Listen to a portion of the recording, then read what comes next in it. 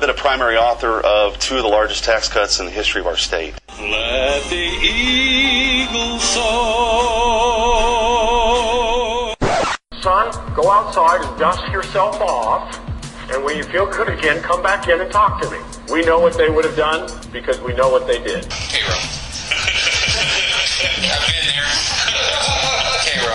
We are going to fight for Missouri values. We are going to defend life, and we are going to protect our constitutional rights. What I am trying to do to simply make tomorrow just a little bit better than today.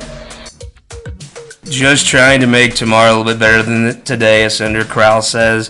And we are joined by someone who's in the constant pursuit of making tomorrow a little bit better than today. Eric Schmitt, welcome to the show. It is great to be here. I'm thrilled. I'm excited. Well, I mean, speaking of making tomorrow a little bit better than today, that's really the topic of this. But I kind of feel like we should touch on some important political issues. Sure. That's what this podcast is supposed to be all about. Yeah, the in-depth issues of our time.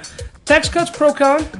As the primary author of 2 largest tax cuts in the history of the state, I think you hear that somewhere. I swear to God, we did not replay the clip. That was live. I'm a huge fan of allowing people to keep more of their own money. Well, now that we got the business out of the way, let's move on to the real purpose of this podcast, which is baseball.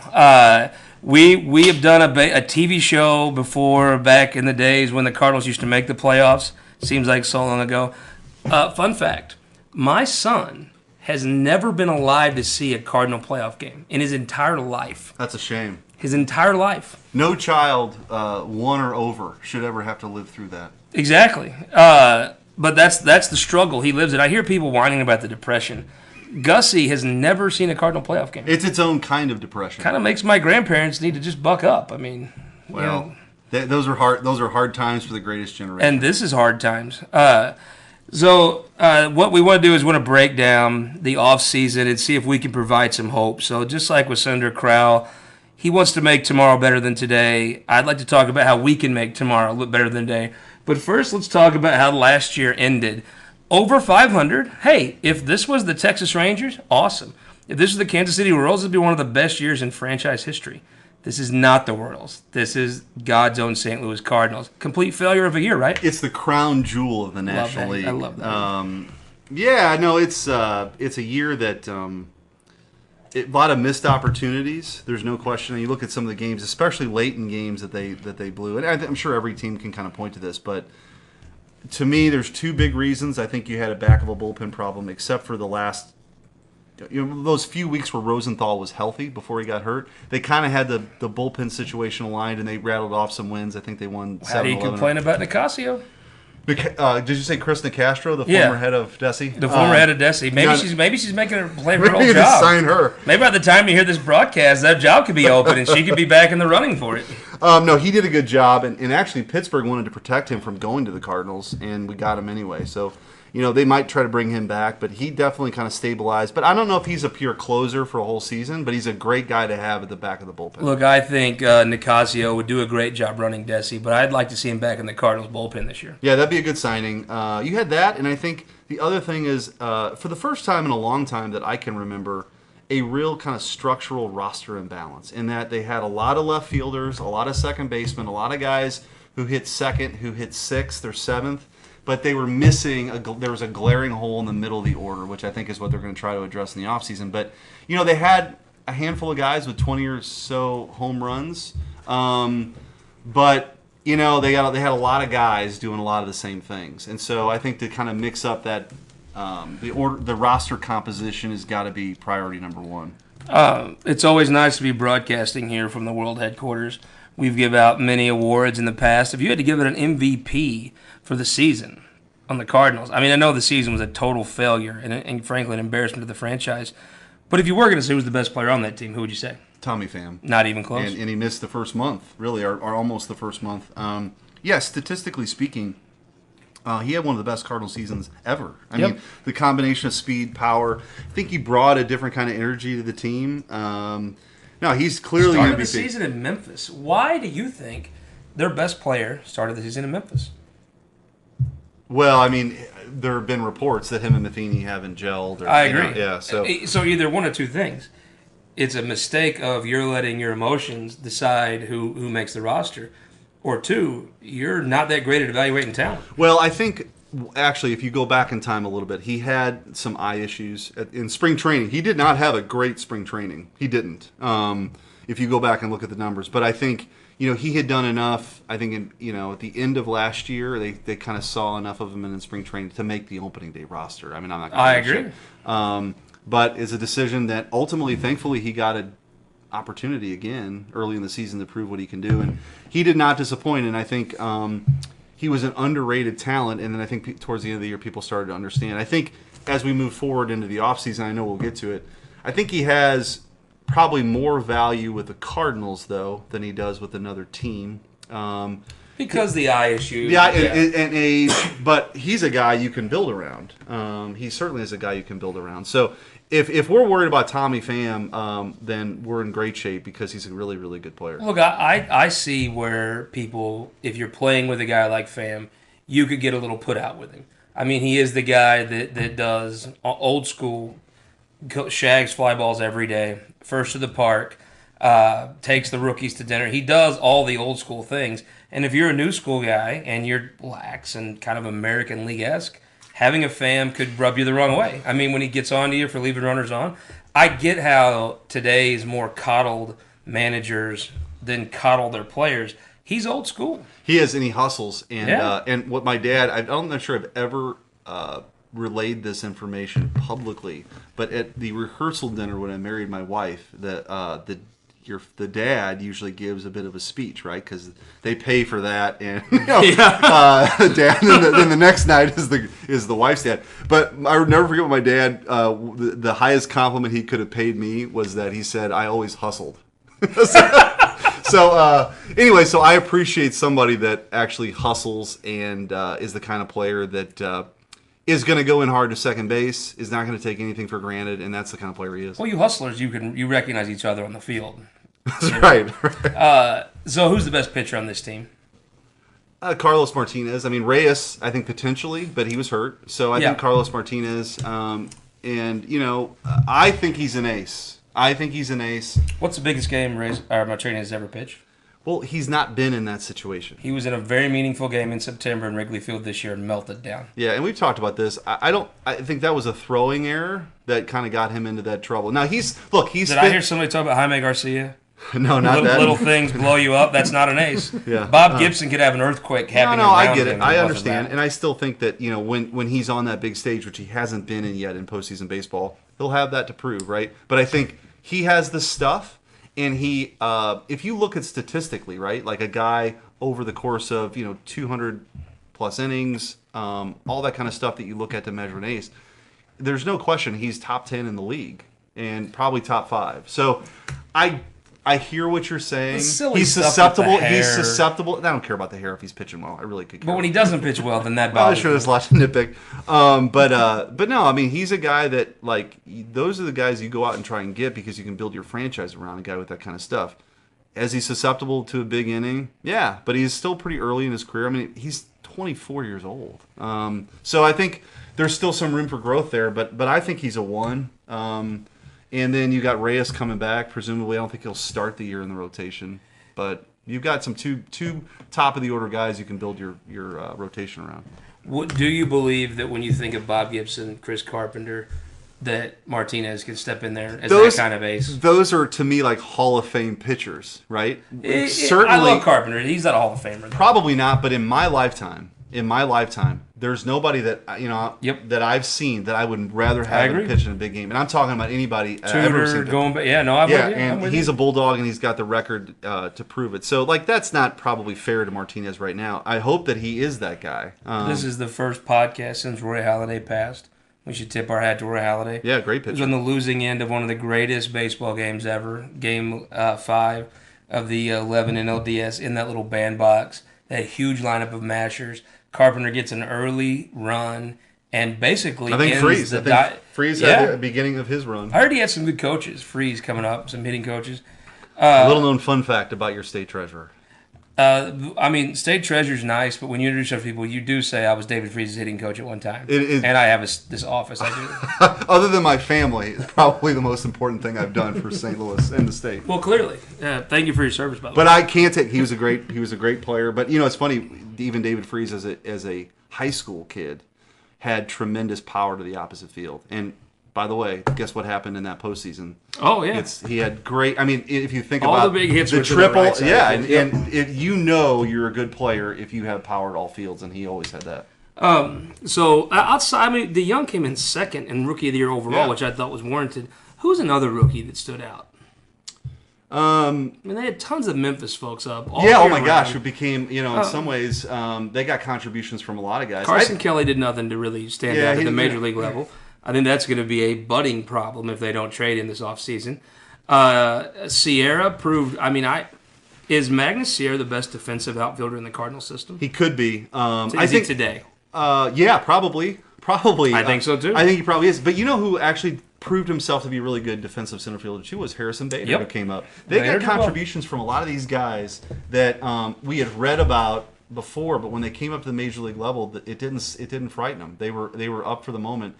I think Sierra was the most intriguing player of 2017. He is like, when you think about Vince Coleman, when he came up, the kind of excitement that he generated, the havoc that he could create on the base pass. That is a rare thing, especially in 2017. So let's start with the coaching staff, looking forward to the next season. So you look at the Cardinals team, and you look at what they did well, what they didn't do well. How bizarre is it they fire every coach except the hitting coach? Yeah, well... let me just throw you let me just look into my hillbilly crystal ball. I see a team that probably pitched as well or better than it should have. Didn't go with the philosophy. The rotation kept them in the season. Yeah, very hard to argue with when you can bring in a pitching coach like Mike Maddox. Yeah, I don't know that Derek Lewis was deserved to be fired. The bench coach, yes, the defense has been terrible, and you could trace it back to one situation when Jose Oquendo didn't come back. I think that I heard firsthand that they had to fly to Florida. Then Matheny had to fly to Florida because you'd had situations in the past where Oquendo would see a poor defensive game, schedule infield for the day after a night game, and they'd go to the manager and get it canceled. Oquendo comes back supposedly with full autonomy. Maddox supposedly has the most autonomy of any pitching coach in baseball. Are they just continually trying to box in and prop up a manager they probably shouldn't have hired in 2012? Well, if I'm playing devil's advocate on the hitting coach side, they had some good seasons from players who had statistically good seasons. I would argue, though, that the most glaring problem is the roster in that it's constructed in a way that they didn't have a real middle order guy. Because here's what I'm saying: if Grichuk is batting 7th and not cleanup, right? You deal with he was a lot of the year. Well, right, and Yadier Molina, by the way, should not be hitting 5th on a World Series team. I love Yadier Molina, but let me just ask you: with the production of this team, should the pitching coach or the hitting coach have been fired? No, look, there's enough blame to go around, right? I don't think is John Mabry the hitting coach of your St. Louis Cardinals because he's friends with the manager. He's very tight with Derek Lillick was fired because he was not. I don't know his relationship with Matheny. I really don't. I think Lilliquist is a fine pitching coach. I do too. I think he was underrated. Actually, yeah. How do you fill the shoes of Dave Duncan? Yeah, that's in this town you're compared with. Have you ever heard the story, by the way, of and I don't, it's never been verified, but Gibson, after he pitched for the Cardinals, was the pitching coach for the Mets, and he got fired. No, he was for like 1 year, and he was fired, or he was let go. And I'm a huge Bob Gibson fan because his advice to a lot of the pitchers was just hit the guy. So Gibson, he didn't have a great run as a pitching coach, but one of the greatest competitors in any sport of all time. So, Treasurer, what color is Bob Gibson's hair? What color was Bob Gibson's hair for every start of his career? Yeah, I don't think that matters. Honestly, Carlos Martinez could have purple, pink hair if he's, getting 20 wins. Why don't you win a ring and then you can express Why don't you express yourself by getting a ring? Yeah. Then you could express yourself. Again, Carlos Martinez is the least of our issues for the St. Louis Cardinals. Let's walk through the outfield. Randall Grichuk, if the season opened today, would be your left fielder? Would he? So the first person you find a spot for is Tommy Pham, whether Matheny likes him or not. You find him a spot. He's your starting left fielder. You're paying Fowler $18 million a year. Do you just say, look, man, we're going to keep paying you, but you're going to play left field. I think depending on how the offseason plays out. Is there any team that would trade for Dexter Fowler today with that contract? Is there any team in baseball? Oh, I think with the contract it would be very difficult to trade. So you got to play left field. And a columnist. Oh, you're saying Pham plays center and Fowler play left? Whoever the best one is, yeah. Which I would say right now would be. Yeah, Pham. that's the combo. Yeah. I saw a column by a person that I'd never really noticed much of their columns, but Ortiz for the Post-Dispatch wrote a really in-depth column, the kind of column you write like when you're leaving town, about the Cardinals clubhouse. And he straight called out this person who, I have to admit, I thought Fowler would be I thought one of his pluses was great clubhouse guy, great teammate. He said Fowler was the last person there, didn't shag, and a lot of people noticed he didn't shag. And said he was not a good influence in the clubhouse when people thought he was going to be an excellent one. Yeah. I think stock in that. I think those no one's come out and said it's wrong. Well, I think those articles, though, quite frankly, about clubhouse chemistry, if you have a good year, like you're keeping it loose, right? Like somebody's playing ping pong or music you don't like, you're keeping it loose. If you don't succeed, it's a distraction. If you're a clubhouse leader, you're Dexter Fowler, you're making $18 million a year. Shouldn't you be one of the first? But the only thing is, I don't know because I haven't talked to any of those guys. But I didn't see any quotes about anybody saying that they thought he was. And I think there's a lot of this kind of stuff that gets filtered around when you finish barely above 500, as opposed to winning the National League. So, I think that the modern player right now, they have a different workout regimen than when Will Clark would drink a 6-pack after a game, and like he got there early, and Will Clark that would go make JD Drew play. Right, Will Clark played in 2000 when we got Will Clark. That was a great signing. In 2000. I don't know that there's ever been a Cardinal that played half a year and was more beloved. But you know what? Will Clark. So and when he was with the Giants, he was such a fierce competitor. Remember that it was that I think he broke up the double play when Ozzie was shortstop, and there was a huge bench-clearing brawl. This is like in 89 or 90. I think that's right. And it was after like the one flap down stuff with Jeffrey Leonard. Who lost that series, by the way. Yeah, and I mean, booing him in Game 7. I was at that Game 7 with my grandma, actually. My dad worked midnights and couldn't go. And I was at that Game 7 against the Giants, and I've never heard boos as loud as you heard that night. But interesting, he got blamed for calling St. Louis a cowtown. But it was the Cubs just hired him as their hitting coach. Chili Davis. Yeah, I think he's the one who actually made the comment and got away with it. Well, so. I mean, Jeffrey Leonard had a heck of a series, so he got one flap down. Yeah. Let's walk around the infield. I think Jed Jerko did plenty enough to be the starting third baseman. 30 homers. I mean, he had a great year. Yeah, no, he played a solid defense at third. I don't know what you want. Well, I mean, what in your mind, who do you replace him with that produces that? Nobody on this roster. I agree. I think depending on what they do, like I could see if they go out and get Josh Donaldson. Jerko, look, I think Jerko is a really good player. I think, though, that if you're a championship caliber team, Jerko's likely fit is kind of what we thought he was, what we brought him in to do, which was he would play almost every day, and he can play second. He can even play short on occasion. He can spell somebody. He can play first. So he's kind of your guy that's like that plays a bunch of different places and gives you a lot of production, which is a rare thing. He's modern day Tom Lawless, but way better. Way better. Yeah. I was at that game too, by the way, and that famous bat flip. Oh man! I was at that game, and what's funny about that bat flip is he flipped it. It's like one of the most notorious bat flips of all time. The ball barely went over the left field fence. Like it was not like a for sure home run. You imagine like doing that bat flip and the ball going off the top of the ball? Yeah, that would have been pretty bad. Shortstop, is there a place besides catcher and one of the outfield spots for Pham that you can put in ink better than Paul DeYoung? No, I mean you don't need to go lusting for a shortstop. You have a shortstop. It's a great fit, and that's a tough position to sort of lock in. And going into this season, people, he played second base in Memphis, and for him to come up and play shortstop at the major league level is a huge thing for this organization. Have we seen the last of Aletmus Diaz? I mean, he plays right. He can play third and short, and you kind of have that covered right now. So I don't know what you do. If I'm a team, that's a guy I might take a flyer on. I don't know like a top prospect for, but as part of a bigger deal, you take a flyer on him. The Cardinals have to eat some of the contract, but it's doing them no good anyway. I think Diaz is the guy that you throw in on a trade and has some value. I think that's right. I think for a team that needs some immediate help at shortstop or maybe third base. Diaz could be part of that. He's also not. You got him under control. Like he's not a bad guy to have The around either in talent's case somebody there. gets hurt. The talent's there. Yeah. It's just, I mean, he showed that last year, pulling it out. Second base, did we see the real Colton Wong this year? I think that's who he is. I think he's a And that's a good player. Yeah, He's a good player rare, this year. a rare combination at second base of speed and power, and plays good defense. Yeah. I think this year more than anything, he was much more consistent defensively, which is really what they need at that position too. Matt Carpenter, if what you're saying is true, that you have a Colton Wong in place, Matt Carpenter, your third. He's not a first baseman on a playoff team. No, Does Matt Carpenter with Dexter Fowler on the roster and Colton Wong on the roster? Does Matt Carpenter have a spot on this team? Oh yeah, like he's consistently one of your most productive players. If they would have gone out and got the Dodger third baseman, or they gone out and got Donaldson or something the year before, I think Carpenter's playing first base. But if they'd have gone out and got a first baseman in the last couple of years, he'd be playing third base or second base. So I think they're in a good position with Carpenter in the sense that he can play a couple of positions, corner positions, and be productive as a person that you wanted that position. Can he be But they have productive at flexibility. a lineup spot other than leadoff? Yeah.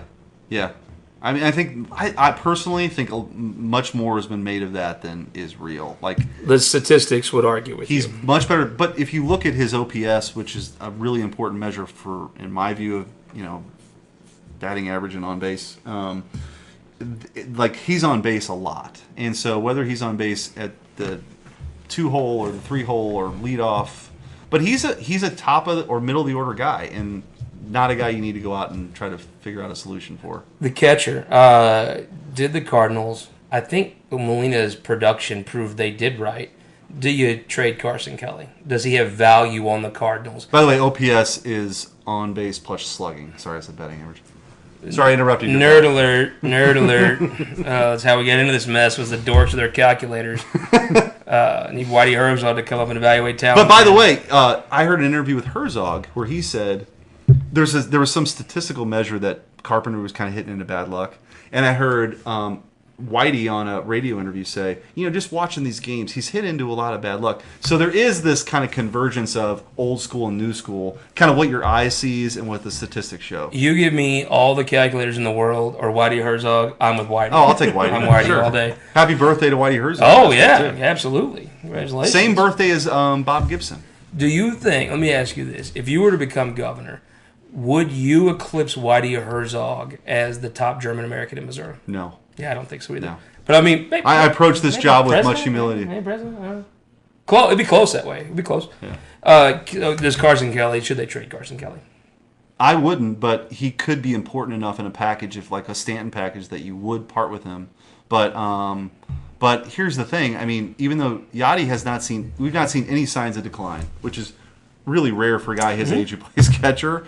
But I think the idea was this kind of 3-year transition. So I think he probably plays more Long next time. year and the year after. But Yachty's a proud guy. You know what? They tried to transition this year. Yeah. And Yachty Molina publicly said, Went on "No." Instagram. Yeah. Pretty much told Matheny, I run this. You do whatever you do. I'll take care Yeah. of catching. But He won. Yeah. But remember, they had this transition when Matheny was a Gold Glove catcher to Yachty. And so, we've done this Matheny before. was a Gold Glove catcher. I'm glad you brought up the manager. You know what he's not a catcher of? How many times? Mr. Treasurer, you're into math and adding. Could you tell me how many times Mike Matheny has ran to the mound and jumped in the arms of a Cardinal pitcher at the end of a World Series? Yeah, it hasn't happened yet. Never happened. Let me ask you, hashtag MOLEG slash Cardinals podcast producer Ben Peters. In the history of the world, there's been 25, 30 billion people, right? Do you know how many people in the history of mankind has ever managed the St. Louis Cardinals to a playoff loss to the Chicago Cubs?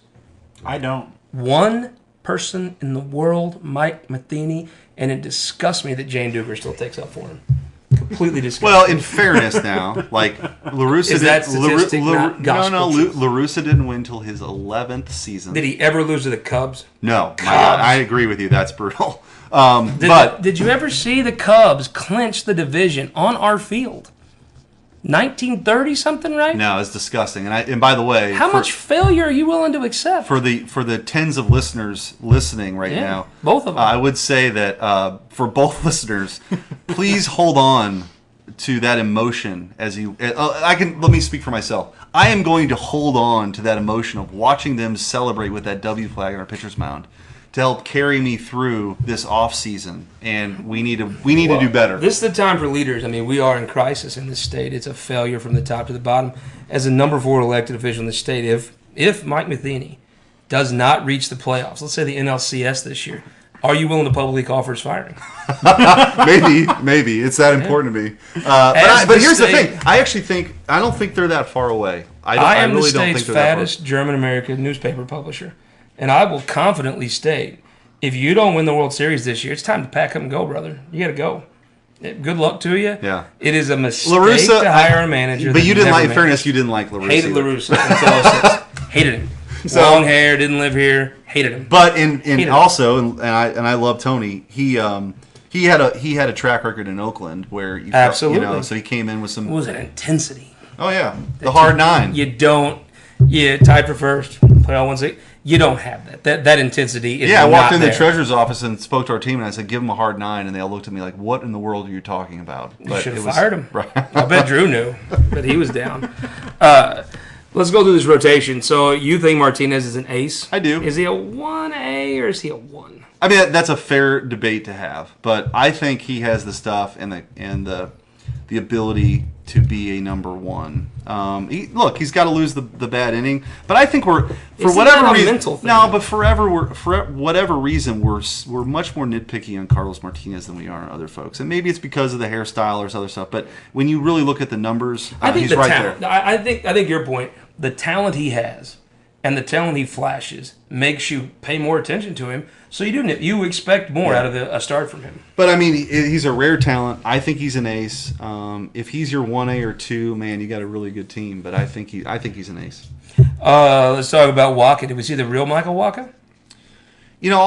Wacha is a layered player in the sense that his changeup was devastating when he came up in 13, right? And it caught the league off guard. He had an incredible postseason run. I think he had a good year. His health is always a concern.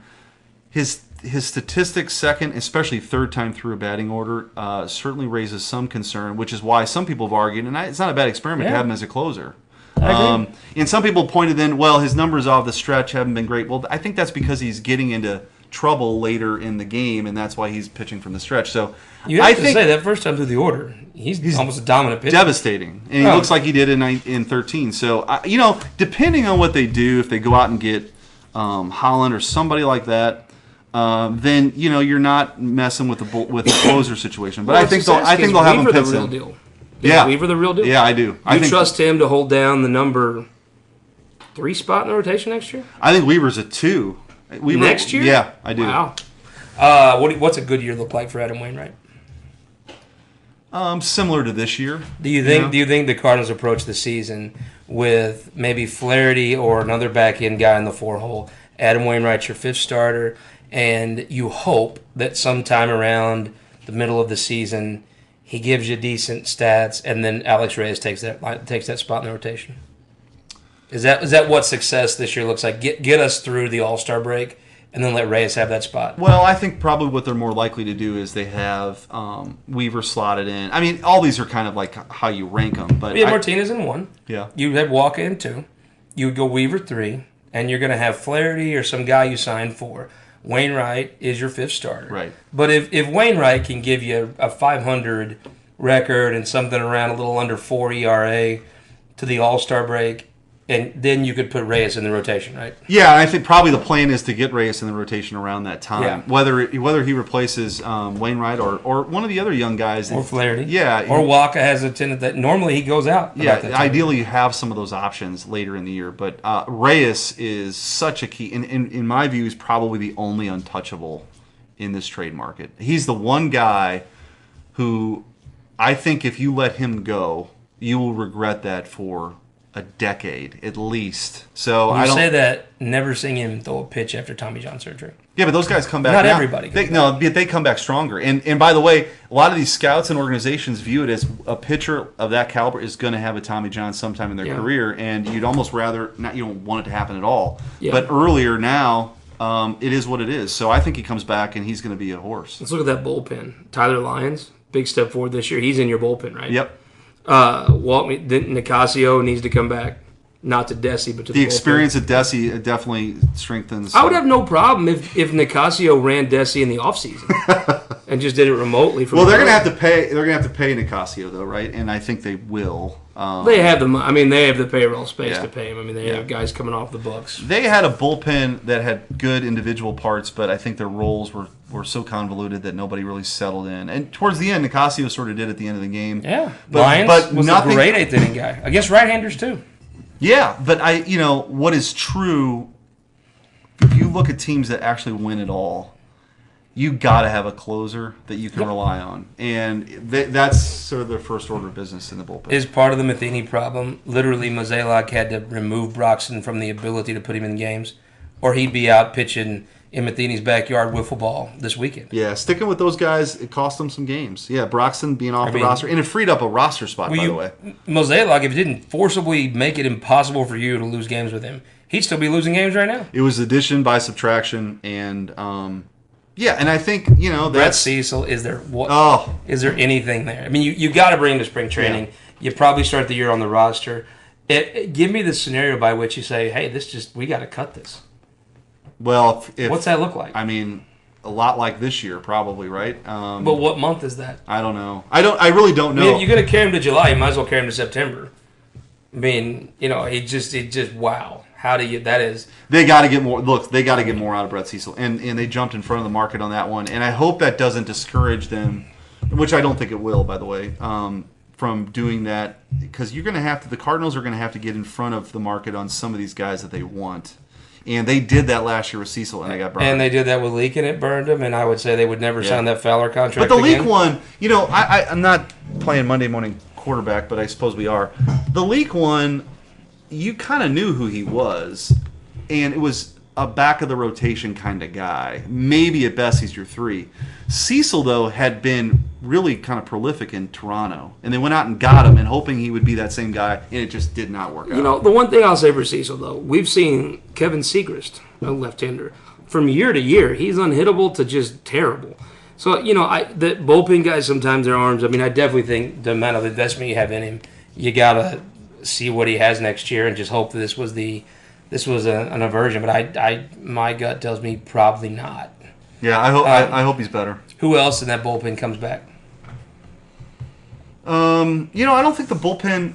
I'm not that worried about who they had this year, except for the order in which people were pitching. I think Rosenthal, they cut. I guess they could still sign. Would you give him a 2-year deal? Rosenthal? Yep. Yeah, I think I would. I would backload that second year with incentives, and that's kind of what they did with Chris Carpenter. I'm not comparing the two. But isn't he more valuable to us than somebody else? Yeah, but I also think that if you're Rosenthal, what he's thinking is he gets healthy next year. Somebody's going to pay him because of his ability to throw 100 miles an hour. But you signed that 2-year deal for the same money, and you have some guarantee of that. Yeah. I mean, I agree that it makes sense. It could be, and this is again conjecture, but it could be that they want that 40-man roster spot but if you open put for him what they're going to do in the on offseason. 60 days, he's not on it, right? That was my next question.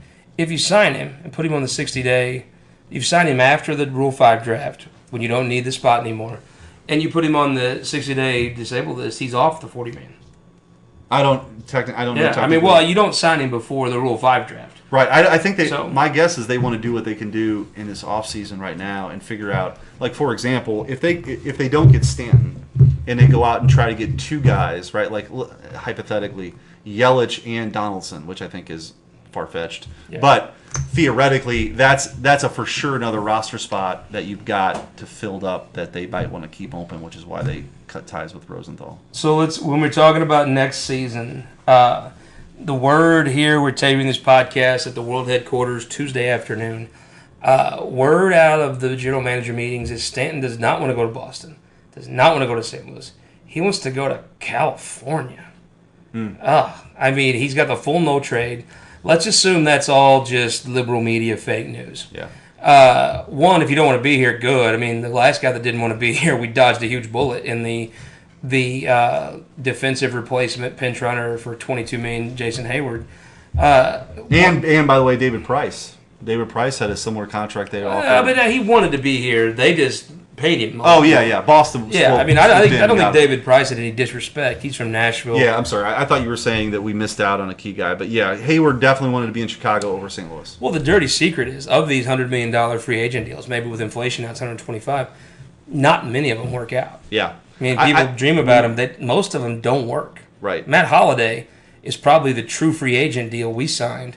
I mean, with Pujols, it was an extension. We were buying out. We got great value out of the trade for Holliday. You really could say we got value out of the Wainwright signing. It was an extension, but still, I think that was value. But most of these signings don't work. Yeah, and look, I think if you go out and get Stanton, it's a 10-year, $300 million, or it's a 3-year, $60 million. He could opt out. He could. Yeah, he could. I mean, if he comes here, he could leave. I'm not that worried about that. Although I do think that factors into the prospects that they offer. So like that's a complicated deal because it's Eaton's salary. How much does Miami keep of that? Prospects. He played well enough. But my point is, opt out after year 3, you'd almost say, "Gosh, you did a great job for us." In the could be in the post-steroid era, right? The traditional view of a player after the age of 35, we're kind of back to where we were before the steroid era, which is there's a precipitous decline in production. And everything except newspaper publishers, I'd agree with that. You do decline. Right. I think if you traded for Stanton and he was so good that his agent truly thought he could opt out of that deal 3 years from now and get more than $210 million for 7 years, he would have played so well for you for 3 years. You almost say, you know what, buddy? Good for you. Yeah. I mean, unless you're, I don't know what the package looks like. I mean, can you imagine playing that well that you would think at the age you'll be 3 years from now to opt out? It's mean he's had 3 great seasons. Yeah. Or he's not going to opt out. I assume he's not opting out. I mean, I'm not worried about the opt out because to your point, I think. So what's his package look like? I think we all would say Grichuk goes to replace Stanton in their lineup, right? Grichuk or Piscotty. And we're okay. That's not a deal breaker. Grichuk or Piscotty. I could see Grichuk going somewhere and becoming a star, but if he does, he does. Yeah, he's a guy that like you want to believe he's going to be an all-star, a consistent performer, but you just haven't seen it yet. And he may be. And he might be. But I think if you listen to Cardinal fans, he's the guy also that they're afraid goes off, somewhere else and becomes a superstar. But you've given him plenty of time. Yeah, and if you can go out and get Stanton and he's part of it. So Grichuk goes. Does Carson Kelly go? Makes sense for the Cardinals. Yeah, maybe. Flaherty goes. Yeah, I think you're going to have Flaherty or Weaver. One of the two. Yeah. And then Alex Reyes? No. You say no. Reyes is the one guy I don't do. You just say no. Everybody else is on the table. What about Weaver and Flaherty? Maybe. With Grichuk and Kelly? Maybe. Would you do that deal? Jeter calls you up and says, all right, I want Kelly, who you don't need, Grichuk, who you don't need, and then you got to give me Flaherty and Weaver. Do you do it? Yeah. Yeah, I think so too. I think so, and that's coming from someone who I think young, really good young starting pitchers is the most important commodity you can have in your system. And those are two guys, especially Weaver, that are ready to go. But I think if you're addressing the need this team has right now as an impact bat. Now, what that does do then, and this is all hypothetical. Got to sign a starter. Yeah, then all of a sudden you're spending money on a proven starter, and you're hoping to get something back and maybe return from Florida, some guy that you can develop. Oh, the Florida closer that's had success. I'm sure they throw him in. Right? Well, and the Cardinals do have a deep. Now we've heard more of the guys like Weaver and Flaherty, but they do have a deep group of pitchers in their minor league system, but. Again, these are all what ifs. All of them are what ifs, and so I think you take the impact bat that is your impact bat for 7 to 10 years. Now, when he's the back 3 years of that contract, it's going to look like the Wainwright contract. It's going to be ugly. But you're paying essentially for those really good years. And if you're not willing to average that value out, then you're and they're thinking about that. So Josh Donaldson, for 1 year of Josh Donaldson, what's your package like? I don't know. I'd be wary of that one because I think once he gets out on the open market, unless you feel like you could sign him to a longer-term deal, That's the one that I worry because you don't have as much control. Like, for example, if they don't get Would Stanton... you give Weaver or Flaherty for I Donaldson? don't know. Man, so here's the direction I go. Maybe it's probably not the Donaldson route if they don't get Stanton. I think you go the Yelich route. I think they have between Ozuna, Yelich, and Stanton, they can get one of those outfielders. They're young, they're in control, and they're ascending players, especially Yelich. And then you go out and get another guy. But, it depends on how you look at this. Like, for example, Stanton cleared waivers, which means nobody wanted to pay that salary. Now, they could have pulled it back. Yeah. Okay?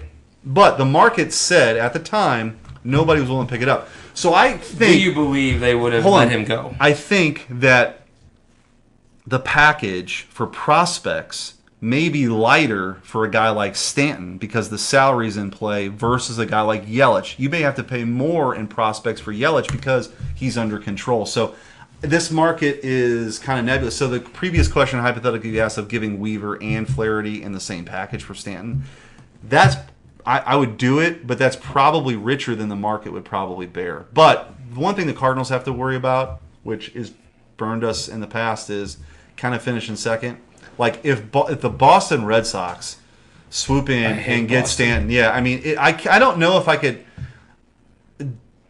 hate a sports team. Like, the Cubs they're up there at the very top. But not the But Boston, I mean, you think about the Super Bowl in 2001 and then the 2 World Series, and we've talked about this before. I was at Game 4 of that 2004 World Series, and it was brutal. We never led in the series. They're filming a movie on I the won't field. watch Jimmy Fallon today. Yeah, I can't it's stand brutal. Jimmy Fallon. So I can't. I mean, Drew Barrymore sucks. I don't say think it to her face. I don't think I can handle it if they go out and get him. But there'll be a mystery team that Let's assume there is no mystery to. Let's assume that everything goes. We come in second. What's your lineup like with the guys you have coming back, signed for next year? If they don't get any of these guys, they come in second. On all of them? All of them. Yeah, well, it's going to be a lot like last year. I think they're probably a little bit better than they played last year. Well, they're going to have their best player on the team all year, not in Memphis. But they're a middle of the order. Here's what I think: they're a middle of the order guy and an innings eater away from instead of and a closer. And a closer competing for a second wild card to being a World Series contender. And not every team can say that because the Cardinals have the money and the players to deal, which is very unique. San Francisco, they don't have the farm system. Boston doesn't really have the farm system. We do. We have the cash and the players. So you have to play Carpenter. He's got to lead off, or he's probably not worth playing to start with. You go DeYoung second, Pham third. So I'm old school in that I always liked a left-handed hitter batting second because it's easier to move the guy Even over. if you have a left-handed but hitter that's all leading Whitey. off? That's Whitey's. I think we're in a different era now. The second. Ozzie was a switch hitter, though.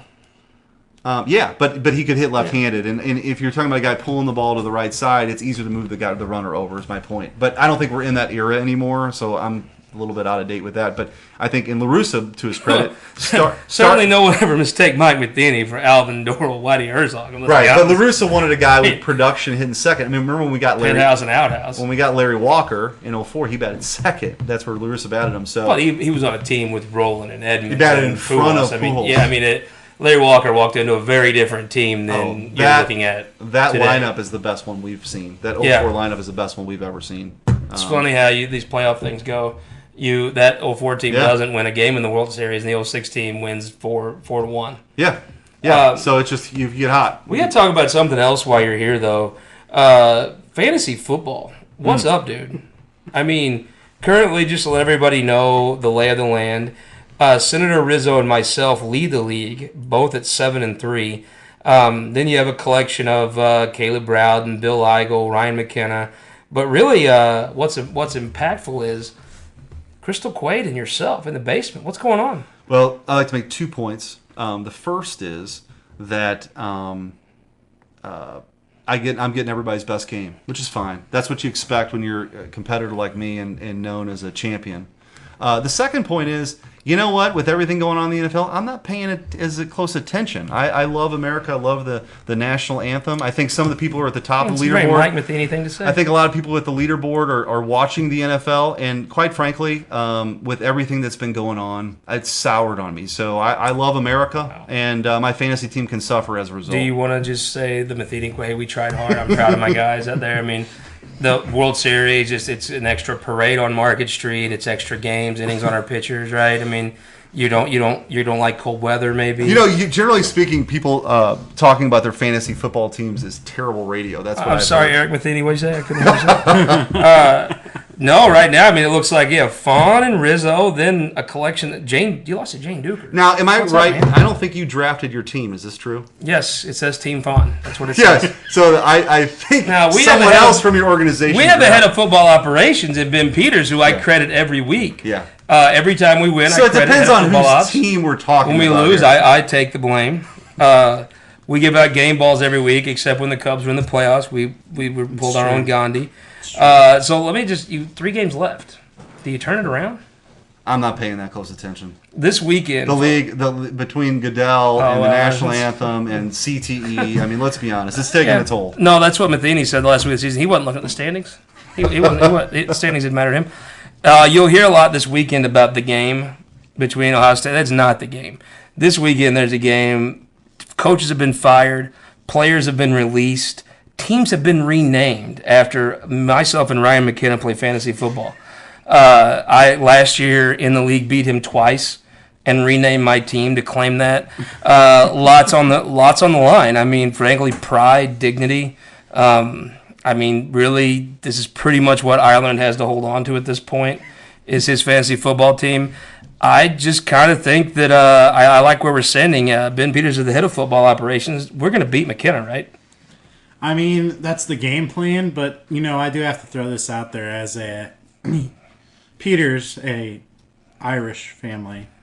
Little dissension. There's a little dissension on that. Look at this. Already organizational dysfunction. Well, you That guys being have said- alcoholism. I'm glad you said that because I was falling asleep. That being said, earlier. I'm always going for the win. That's my game. There's none of this. We don't watch the scoreboard. But I mean, we come on. definitely go for a defensive strategy when it comes to wins. We're not looking for the big win. we don't care. We're just looking for the W. I watched Becky Loman and Alex Eaton talk smack about their little algebra problems. We don't care. We're not trying to win a math contest. We're trying to win. By the way, which is good. I get a trade proposal from them like every other day. That's more, and I don't even respond. Well, we want to thank you. Give me the predictions. Let's close on baseball predictions here. Oh, let's start with the football one. Where does your 2-8 fantasy team end up? I don't know. You know what? Oh, you I don't know. can do it again. Wow. People need to start You standing for the national anthem. Hey, do you want some ribbons for your Matheny? No, I don't want any ribbons.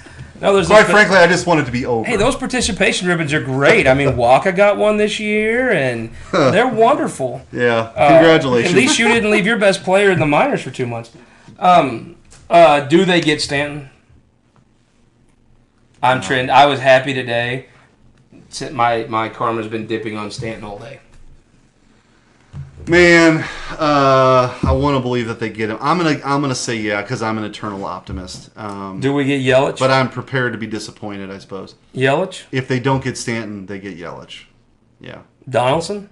No. I don't. I think they're just going to keep Donaldson. Take the draft pick. Yeah, and look, that's a guy that's going to be on the open market the next year. Well, and you could also trade for him at the middle of the season too.